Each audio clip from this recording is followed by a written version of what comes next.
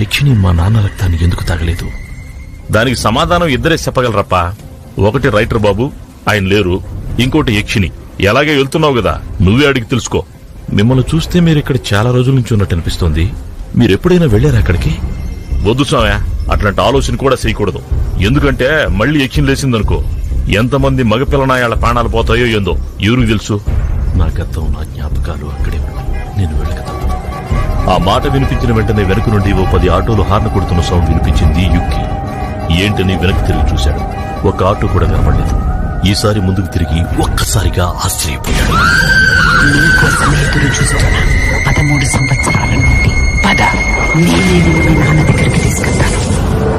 13 సంవత్సరాల నుండి యక్షిని యుక్ కోసం ఎందుకు ఎదురు చూస్తోంది? ఇప్పుడు యుక్ ఏమవుతుంది? యక్షిని మగవాడను మాత్రమే ఎందుకు చంపుతోంది?